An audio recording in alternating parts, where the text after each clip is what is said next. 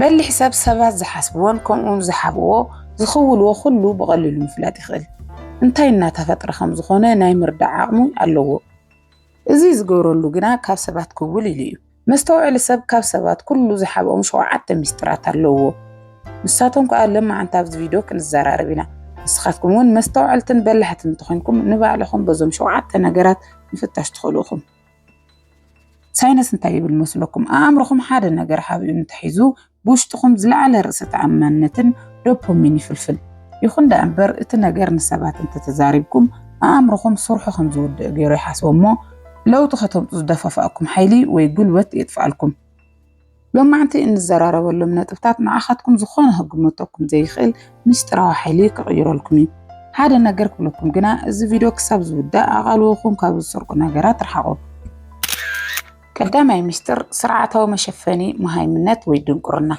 أبطقهم زلو سبات انت تعزو انتي رأيكم بزو حساب يفلت ينابلة انت الدافع فلتوتو نمرأي انت هوخن أبكد مساب نفع خينا نخرأي صعر عارم انت بالتريم يخون دا أنبر نايب حقا أستوعلتن باللي حنساب يتقمرلو ميلا كابزي فوتسون تتعراري نسو تقمرلو ناي مهيمنات مشفاني ازي مالت انتي مسلوكم نسخاتكم حادة نقر بلك عنا فلتكم كابت تزارب زلو سبل على عمي غفلط النهر لوكم زخانة خمزي تفلط خوينكم سقطع ممرات مالتي نمنتاي مخنياتو نسخاتكم سقيلكم عشان تمثلوا آكايكم زلو سبات نعقطة ميروي ساينس أبزي كم زيبل ود سب تفطروا نبع على العلاب بالمرأي فتيو نسخاتكم نحادة سب زخانة يفلتن اسكارد أن انتبلو اتسب وشتو ناي كرعة سميت سمعو كاو أمرو متنقعدو يبل نسخاتكم كيف لتكم نسو نامم هربتان توطوه نسخات دو كيبالا مولو مستوري زرقح إزي بسنة لبنا وصنعات محاورة ومحبيب بهال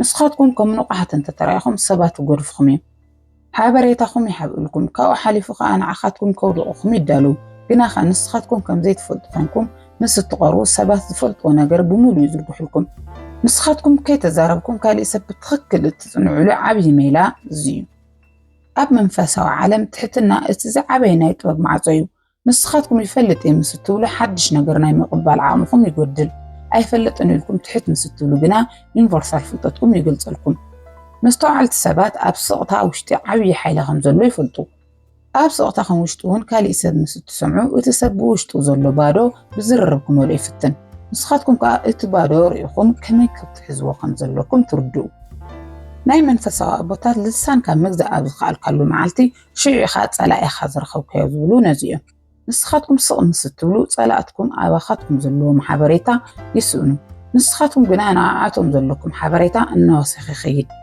أبصراح بوتاخون ويكا أبنقد عالم وشتم تخوينكم ولا نسخاتكم كله كم تفلطون أنتو رأيخمهم سبات يغنولكم نسخاتكم قنا كم تمهريكونكم نستقربو سبات زي مشكنين زخونا سلازي في اللي لهم يقمتكم إزين عاخاتكم اتزعبي محبيو أبسقطا وشتي نايسب قدلات نايسب تحتنا نايسب حاسوت نايسب قروحي تنكل بقبو تردو يتسب كم زحاسو خاي ترد أنني لن تحسب نسخاتكم بنا حد من قصقاسون تقبارون نامزقوكم أخم إزي مالت لكع كم تشيت صوتايب نسخاتكم حمش تسوق من قبيت نحاسوكم نسقنا بحادثكم كالزاناقع فقدكم للخم مستوعي مالت عائل كم الزرابة يكونن انتي دا معاس عشا ممثالكم زلوه مفلات مبر نسخاتكم ازي مستر انت ترديخم كابلو مجميرو سبات تردو له مقدي كلووتيو حجي خا خابزي بزبالتان بزقرمان نعاخاتكم ندحر زقوتوكم كالاي مستر نرأي كالاي اتفلطو نيحاسوت لك عافيتكم بعدو وشتي عينكم النار اخم كحسوكم يتسب نحاسوكم زخاني بوشتكم 100% ترقص عندي انت تسخونكم لوزبي أقاط منكم ما يفلتن شعو انتا جيركم بزو حساب كم زحاسخا فليت أكاية إلو بمزرابو نايت سب مشفانن المقلع يفتن يخون دا أنبار نسخاتكم أستوعلتن تخونكم اتفلتو غاني حاسوت قد فيه كم عبي تقال لايت مستر تحبوه عادة سب كم زحاسوكم سفلتكم صغ مستولو أفسن البنازة ترز بيفرز بهال نايمك على خال دلدل تعبيو ساينس كم زنقرنا حدا حاساو سب حاساو يخايلكم ستنقروا وتسب نايمك الخال نقحتو شعونا بديفنس ميكانيزم يغيرو بزبالة زي متنقع الجمر بزبالة زي يتحاسوتو حق انتان كمثل يحاوصو كوا حالفو نسخاتكم تترتر تغيرو بمثال اتجيغا ناباخاتكم يزرو ሓሶት እናፈለጥኩም ከም ዘይፈለጥኩም ኮይንኩም እንተቐፂልኩም ግና እቲ ሰብ ኣባኻትኩም ዘሎ ንቕሓት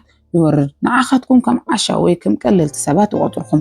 ኣብዚ ግዜ ንስኻትኩም ዓብይ ዕድል ትረኽቡ።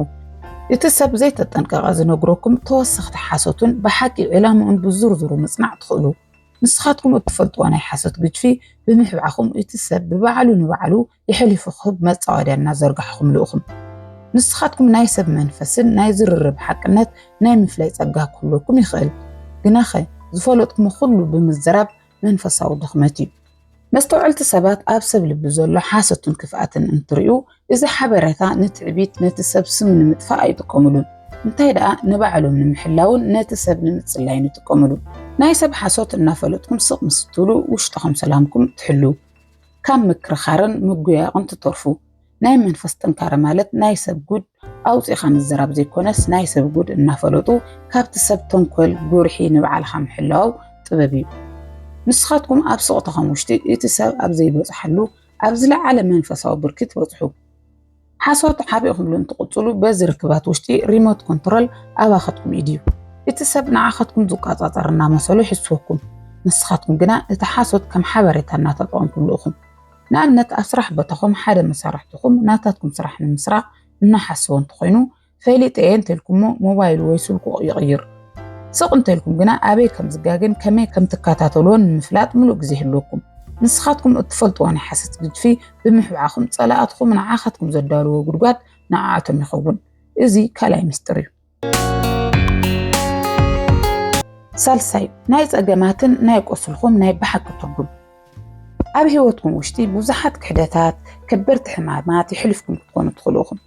መብዛሕትኡ ሰብ ሕማሙ ጸገሙ ንሰብ ብምክፋል ወይ ከዓ ብምዕላል ሓልዮት ድንጋጼ ንምልማን ይፍትን። ይኹን እምበር ንስኻትኩም መስተውዓልቲ እንትኾንኩም ዘሕለፍኩሞ ጸገምን ዝረኸብኩሞ ትምህርትን እቲ ዝዓበየ ምስጢር ክትሓብኡ ኣለኩም። ዘሕለፍኩሞ ኣስካሕ ታሪኽ ወይ ሕማም ንሰባት ብዝነገርኩሞ ቁፅሪ ኣእምሮኹም ዝኾነ ስምዒት ካብ ሓድሽ ይህልዎ። ሳይንስ ከም ዝነግረና ቆስልኹም ንሰባት ኣብ ትነግሩሉ ኣእምሮኹም ናይ ጭንቀት ሆርሞን ወይ ኮርቲሶል ይፈልፍል። እዚ ከዓ ቆስልኹም ኣብ ክንዲ ዝሓዊ ናይ ፍርሓትን ድኽመትን ክፍጠር ይግብር። ጸገማትኩም መከራኸማ ኣብ ውሽጥኹም ንስትሕዙ ግና ኣእምሮኹም ነቲ ሕማም ናብ ጥበብ ናብ ምልዋጥ ዕድል ይረክብ። ሕማምኩም ንሰብ መዛረብ ዘይኮነስ ንዓኻትኩም ናይ ውሽጥኹም ጥንካረ መማዕበሊ ይኾነልኩም። ሰባት ንዓኻትኩም ምርኣይ ዘለዎም ብቁስልኩም ዘይኮነስ ብዝሕራሃንኩምሉን ብዝጠንከርኩምሉን መንነት ክኸውን ኣለዎ። ቁስልኩም ንሰባት እንተነጊርኩም ከይፈለጥኩም ንሰባት መቆጻጸሪ መፍትሕኩም የሕሊፍኩም ንሃብኩምኹም ማለት እዩ። ሰባት ናታትኩም ድኽመትን ዝሓለፍኩም ሕማማትን ተፈሊጦም ብኸይዲ ነቲ ነገር ንዓኻትኩም ንምጥቃዕ ወይ ከዓ ትሕት ኣቢሎም ንምርኣይ ክጥቀሙሉ ይኽእሉ። መስተውዓል ሰብ ግን ጥረ እናሃለወ ንሰብ ኣይዛረብን። ጸጎሙ ብስቕታ ኣብሲሉ ናብ ምኽሪ ወይ ናብ ዓወት ምስ ቀይሮ ጥራሕ ይፍርዩን ዓለም ዘርኢ። ንስኻትኩም ኣብቲ ሰዓት እንተሓሙ ብስቕታ ትፍወሱ። ብስቕታ ምስ ትፍወሱ ከዓ ዝኾነ ክሰብሮ ዘይኽእል ናይ ሓፂን መንነት ይህልወኩም። ናይ ወዲ ሰብ መከራ ጸገም ከም ሓዊ እዩ። ንሰብ ወይ የጽረዮ ወይ ይሕሮ። ንስኻትኩም ጸገማትኩም ንሰባት ምስ ትዛረቡ ናይ ተሓዊ ዋዕይ እናባኸንኩም ኢኹም። እቲ ጸገም ከምህረኩም ዝመጽእ ዓሚቕ መንፈስን ትምህርትን ብዘረባኹም ትስእንዎ። ስቕታ ናይ ነፍሲ መድሓኒት ዝበሃል ነዚ እዩ። ኣብቲ ሽዑ እቲ ጸገም ንዓኹም ደርበ መጸን ብዓብዩ ናብ ካልእ ልዕል ዝበለ ብርኪ የሰጋግረኩም። ንስኻትኩም ቁስልኩም ተሓቢእኹም ሓክምዎ ኣድሕንዎ። በሰላኹም ግን ንስኻትኩም ዘይኮነስ ንኻልኦት ተስፋ ዝኾነ ናይ ዓወት ነጥቢ ይኹን። ንስኻትኩም ካብዚ ተትርፎ ሓደ ክብሪ እዩ። ሰባት ብዛዕባኹም ዝፈልጥዎ ንፍዓትን ጥንካረን እምበር ድኽመታትኩም ኣይኮነን። ብኻልኣይ ከዓ ብቁልጡፍ ትፍወሱ። ብምዝራብ ትባኸኑ ሓይሊ ናብ ውሽጣዊ ፈውሲ ይምለስ። ሳልሳይ ከዓ ዘይትድፈሩ ትኾኑ። ሰባት ንዓኻትኩም ዝሃስሉ ዘጥቅዕሉ ምስጢር ሓበሬታ ይስኡኑ። እዚ ሳልሳይ ምስጢር እዩ። ራብዓይ ናይ መንፈሳዊ ልምምድኩምን ናይ ግላዊ ርክብትኩም ዕምቆትን። ብውሽጥኩም ዝስማዓኩም ብሩህነት ንሰብ ናይ ምዝራብ ወልፊ ክህልወኩም ይኽእል። ግናኸ ንስኻትኩም መስተውዕልቲ እንተኾንኩም እዚ ናይ ነብሲ ምስጢር ከም ክባር ኣቕሓ ሓቢእኹም ክትሕዝዎ ኢኹም። ኣብ መንፈሳዊ ዓለም ሓደ ዓብይ ሕጊ ኣሎ። ምስጢርካ ንሰብ ብዝነገርካዮ ቁፅሪ ካብ መለኮት እትረኽቦ ብርኪ ይጎድል። ንስኻትኩም ዝረኸብኩሞ መንፈሳዊ ጸጋ ንሰብ ምስ ትዛረቡ እቲ ሓይሊ መንፈሱ ይስእን። ንምንታይ ይመስለኩም? ምስጢርኩም ንሰብ ኣትዛረብሉ እቲ ተመክሮ ንስኻትኩምን ፈጣሪኹምን ጥራይ ኣብ ዝትረኸብሉ ድልድል ወፃኢ ናብ ናይ ሰብ ኣድንቖት ምድላይ መሳርሒ ይቕየር። ከምዚ ዓይነት ነገር ተገለጽለይ ወይ ከምዚ ዓይነት ተሰሚዕኒ ምስ ትብሉ ከይተረድእኩም እቲ ቅዱስ ስምዒት ንሰብ እናሸጥኩም ኢኹም። መስተውዕልቲ ሰባት ግን ርክባቶም ምስ ሰማይ እምበር ምስ ምድሪ ከም ዘይኮነ ኣጸቢቖም ይፈልጡ እዮም። ንስኻትኩም ብምስጢር ጸሎት ምስ ትገብሩ ምስ ኣምላኽኩም ምስ ትቐርቡ እቲ ዝኣክብኩሞ መንፈሳዊ ሓይሊ ብዝረበኹም ዘይኮነስ ኣብ ገጽኩም ብርሃን ብዝርርብኩም ብኣንደበትኩም ኣብ ህይወትኩም ዓወት ይግለጥ። ብስነ ልቦና ጽንዓት ንስኻትኩም ብውሽጥኩም እትኣምኑሉ ዓሚቕ ሓይሊ ወይ ቫልዩ ንሰብ ዘይተዛረብኩም ቁጥሪ እቲ ቫልዩ ኣባኻትኩም መንነት ይውስኽ። ንስኻትኩም ኣብ ናይ ግላዊ መንፈስኩም ንኣብነት ጾም ወይ ጸሎት ንሰባት እንተተዛሪብኩም ኣእምሮኹም እዚ ግብሪ ከም ማሕበረ ምርኢት ይቆጥሮ። እዚ ከዓ ሓሊፉ ተሪፉ ንለውጢ ትገብሮ ጻዕሪ ዋጋ የስእኖ። ንስኻትኩም ብስቕታ እንተተለማሚድኩም ግና ኣእምሮኹም ኣቓልኡ ሙሉእ ብምሉእ ናብ ውሽጣዊ ሰላም ይምልሶ። እዚ ከዓ ብውሽጥኩም ዘሎ ናይ ውሽጣዊ ጭንቀት ሆርሞን ክጎድልን ናይ ቃልዋ ዓቕምኩም ክውስኽን ይገብር። ንስኻትኩም ብስቕትኩም እትነድቅዎ ውሽጣዊ መቕደስ ዝኾነ ክፍዞ ዘይኽእል ጽኑዕ መንነት ሂበኩም። መንፈሳዊ ጥንካሬኹም ብውሽጥኩም እንትሕዙ ብሰባት ዘይግመት ምስጢራዊ ትኾኑ። ሰባት ንዓኻትኩም እንትርእዩ ሓደ ዓይነት ሰላምን ሓይልን ይርእዩ። ይኹን እምበር እቲ ሓይሊ ካበይ ከም ዝመጽእ ክርድኡ ይኽእሉን። እዚ ምስጢራውን ዓኻትኩም ካብ ሰባት ሓሜትን ካብ ሕማቕ መንፈሳዊ ጥቕዓትን ይከላኸለልኩም። እዚ ራብዓይ ምስጢር እዩ።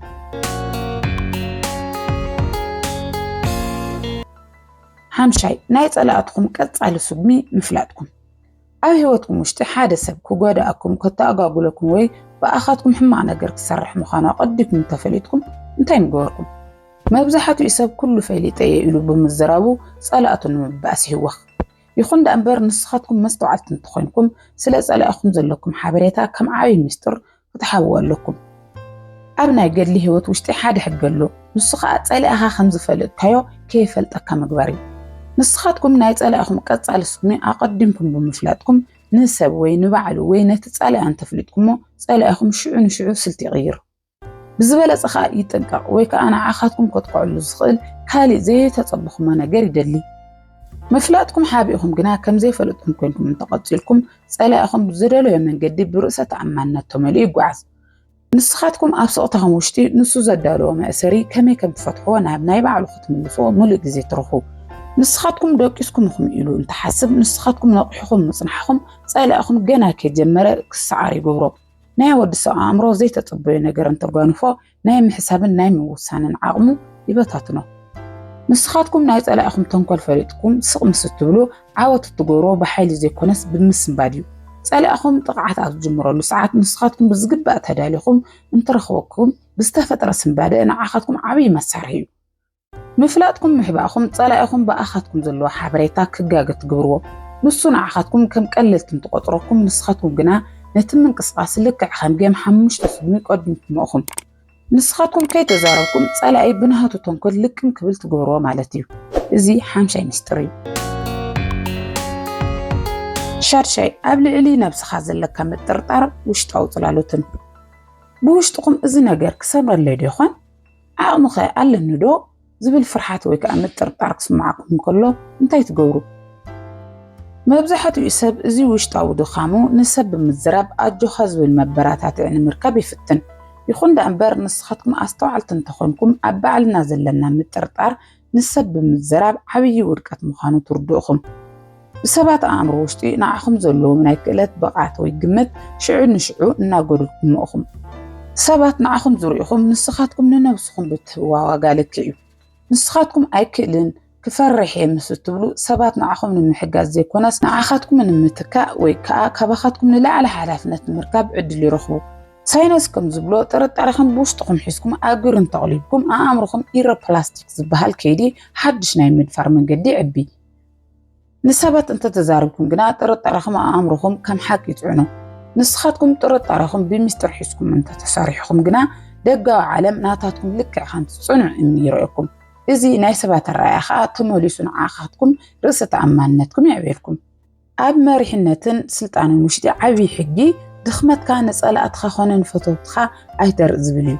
ንስኻትኩም ብውሽጥኩም ዘሎ ጽላሎት ንሰባት እንተሪኢኹም ሰባት ንዓኻትኩም ብቐሊሉ ከጥቅዕሉ ዝኽእሉ ስነ ልበናዊ ካርታ እናሃብኩሞም ከም ዝኾንኩም ፍለጡ።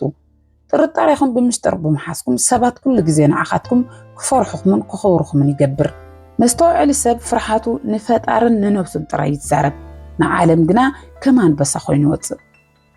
ንስኻትኩም ኣብ ስቕታኹም ውሽጢ ጥርጥርኩም ክትቃለሱ ኣብ ሰባት ግና ዘይቀየር ሰጋእ መጋእ ዘይብል ዝብል ሽም ተትርፉ ንስኻትኩም ብውሽጥኹም ዋላ እንተተጨነቕኩም ጉሩኹም ግና ዝቆረፀ ይኾን ሽዑ ጥርጣረኹም ብኸይዲ ናብ ጥንካረ ይልወጥ ብመንፈሳዊ ዓለም ናይ ውሽጣዊ ጥንካረ ክንፈተነ ይረአ ንስኻትኩም ግን ምጥርጣርኩም ንሰብ እንተተዛሪብኩም ብውሽጥኹም ክጸንዕ ዝግብኦ ናይ እምነት ሓይሊ እናፍሰስኩምኹም መንፈሳዊ ጥንካረ ዝርከብ ብውሽጢ ዝስማዓና ፍርሓት ብስቕታ ክኢልካ ምሕላፍ እዩ ንስኻትኩም ጥርጣርኹም ሓቢእኹም ክትጽዕሩን ክትጽልዩን እቲ ምጥርጣር ከም ሓዊ ይዕረየኩም ናይ ሰብ ኣድንቖት ወይ ምምጓስ ወይ ምብርትታዕ ዘይኮነስ ናታትኩም ውሽጣዊ ዓወት ናይ ባሓቂ መንነት ዝነድቕ ንስኻትኩም ብስቕታኹም ንባዕልኩም ሰዓሩ ሽዑ ብርሃንኩም ኣብ ኣደባባይ ብርሃን ክበርህ እዩ ውሽጥኩም ብምጥርጣር ዝነበሮ ዘይኮነስ ካብ መጀመርቱ እርግጸኛታት ከም ዝነበርኩም ኮይኑ ንዓለም ይረአ ሻውዓይን ናይ መወዳእታ ውሳነኹምን ስጉሞታትኩምን ሓደ ነገር ንምግባር ሙሉእ ብምሉእ ወሲንኩም እናሃለኹም ውሳናታትኩም ንዓለም እትርእይሉ መዓስ እዩ መብዛሕትኡ ሰብ ኣብ ውሳነ ምስ በጽሐ እዚ ንምግባር ወሲነ እየ ብምባል ይዛረብ ግናኸ ንስኻትኩም መስተውዕልቲ እንተኾንኩም ናይ መወዳእታ ስጉምኩም ውጽኢት እምበር ድምፂ ቀዲማ ይስምዓን ሳይንስ ከምዚ ይብል ሓደ ነገር ባጋጣሚ እንትፍጠር ኣእምሮ ነቲ ነገር ንምቅዋም ወይ ደው ንምባል ዘለዎ ዓቕሚ ናብ ዜሮ ይወርድ ንስኻትኩም ውሳናታትኩም ኣቐዲምኩም እንተተዛሪብኩም ሰብ ነቲ ውሳነ ክቕይር ወይ ከደናጉዮ ዕንቅፋት ክኾን ዕድል እናጠዓም ትልእኹም ውሳናታትኩም ብምስጢር ሒዝኩም ባጋጣሚ ኣብ ግብሪ እንተተረኺብኩም ዓለም ብስቕታ ክትቅበለኩም ትግደድ እዚ ብስትራቴጂ ዝተወደአ ነገር ማለት እዩ ንስኻትኩም ንሰባት ንምዝራብ ዕድል ኣይትህቡን ምክንያቱ ንስኻትኩም ኣብ ስቕታ ውሽጢ ውሳነኹም ናብ ግብሪ ለዊጥኩምኹም ኣብ መንፈሳዊ ዓለም ከዓ ምጅማር ዘይኮነስ ምፍጻም እቲ ዝዓበየ በረከት እዩ ንስኻትኩም ወሲንኩም ንሰባት እንትዛረቡ ናይ ምፍጻል ሓይልኩም ይብተን መንፈሳዊ ጥንካረ ዝርከብ ብስቕታ ተሓፂሩ ኣብ መወዳእታ ዝጸንሕ ውሳነ እዩ ንስኻትኩም ገይረዮ ትብሉ ኣተጊብረዮ ኢልኩም እኹም ትረኣዩ እዚ ናይ መወዳእታ ስቕታ ንዓኻትኩም ካብ መንፈሳዊ መሰናኽላት ይሕልወኩም ፈጣሪ ብምስጢር ዝውስኑ ክሳብ መወዳእታ ብጽንዓት ትወሰኑ ሰባት ዝኾነ ናይ መፈጸሚ ሓይሊ ይህበኩም ንስኻትኩም ኣብ ስቕታ ውሽጢ ካብ ውሳነ ናብ ውጽኢት ትሓልፉ ናይ መወዳእታ ስጉምኩም ብምስጢር ምስ እትሕዙ ብኣከባቢኹም ዘለኩም ሰባት ንዓኻትኩም ዝኾነ ክቆጻጸርኩም ከም ዘይኽእሉ ይርድኡ እዚ ሰብ ክዛረብ ዘይኮነስ ክገብር ኢና ንሪኦ ዝብል ሽም ተማዕብሉ እዚ ከዓ ብቓላትኩም ፍርሓት ብፈተውትኩም ከዓ ፍጹም ክብሪ ይፈጥር መስተውዓሊ ሰብ ግን ቃል ዘይኮነስ ውጽኢት ይዝህብ ንስኻትኩም ኣብ ስቕታ ውሽጢ ዓብዪ ለውጢ ኣምፁ ሽዑ ዓለም ስለናታትኩም ምዕላል ጅምር ንስኻትኩም ግን ስቕታኹም ከም ዝቐጸልኩም ትኾኑ ምክንያቱ ናይ ባሓቂ ሓይሊ ዘሎ ብዝተዛረብኩም ቃል ዘይኮነስ ብዝተግበርኩም ግብሪ ከም ዝኾነ ትፈልጡ ናይዚ ቻነል ስድራ ቤት ናይ ሎማዓንቲ ዝተዘራርብናሉ 7 ምስጢራት ቀለልቲ ሓበሬታ ኣይኮኑን ንስኻትኩም መስተውዕልቲ በዓል ግርማታት ዘይሰዓሩ ዝገብረኩም ናይ ጥበብ መፍትሒታት እዮም ብዙሓት ሰባት መንነት ብምዝራብ ዓወት ብዓውታ ሕማም ከዓ ብምንባዕ ክሕልፉ ይፍትኑ ንስኻትኩም ግና ካብ ሎማዓንቲ ጀሚርኩም ምርጫታትኩም ዝተፈለየ ኣብ ስቕታኹም ውሽጢ ሓይሊ ኣክቡ ብምስጢርኩም ከዓ ግርማ ሞገስኩም ይዕብዩ ዓለም ድምፂ ዘለዋ ኩሉ ክትሰምዕ ትኸውን እትኽብሮ ግና ስቕታ ዝግዝእ ጥራሕ እዩ እዚ ቪድዮ እንተፈቲኹሞ ላይክ ሰብስክራይብ ሼር ብምግባር ሓባርነትኩም ኣርዩና ቻው ቻው ተጥዕሙ ንኩሉ ሰብ ዓለም